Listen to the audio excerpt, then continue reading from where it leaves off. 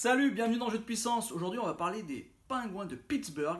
Les Penguins de Pittsburgh qui cherchaient la passe de 3 pour gagner 3 Coupes Stanley de suite. Malheureusement, ils ont été arrêtés par les Capitals de Washington dans le deuxième tour des playoffs. Donc ça ne sera pas pour cette fois, mais les Penguins qui restent toujours une grosse équipe.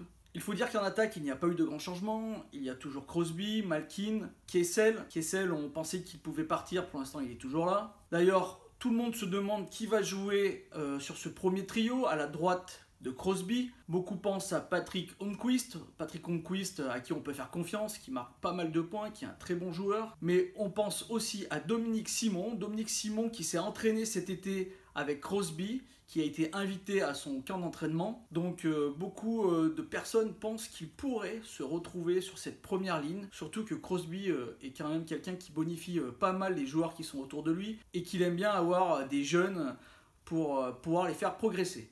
En défense, on a toujours Chris Letang, qui est un des meilleurs défenseurs de la ligue. Ils sont allés chercher un défenseur plutôt rugueux, Jack Johnson des Blue Jackets de Columbus, il était libre. On a aussi Justin Schultz qui est très bon. Maintenant, c'est une équipe de vétérans. Est-ce qu'on va avoir quelques jeunes jouer? Sûrement. D'ailleurs, il faudra penser au numéro 59, Jack Kenzel.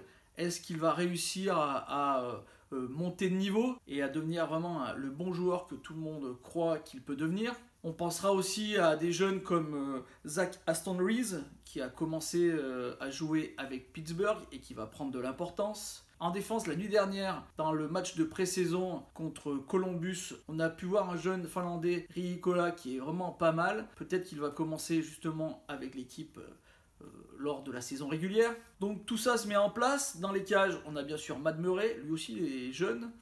Il a un peu plus de mal depuis que Marc-André Fleury n'est plus là. Il n'a pas vraiment de second gardien qui puisse l'épauler. Peut-être que la direction devrait aller chercher un gardien vétéran justement pour lui donner un peu plus de sécurité. Ça peut être un des points faibles de cette équipe. Au niveau des prédictions, je vois bien sûr cette équipe se qualifier. D'ailleurs, c'est sûrement une des équipes favoris de la division métropolitaine et une des équipes favoris pour gagner la Stanley Cup. Donc elle va se qualifier première ou deuxième de cette division. Ça, c'est presque sûr. Surtout quand on a un powerplay aussi efficace. La saison dernière, c'était le meilleur powerplay de la ligue, avec plus de 26% de réussite lors de cette phase de jeu. Donc c'est vraiment impressionnant. Une équipe qui a toutes les chances de se qualifier et de se battre jusqu'au bout pour l'obtention de la Coupe Stanley.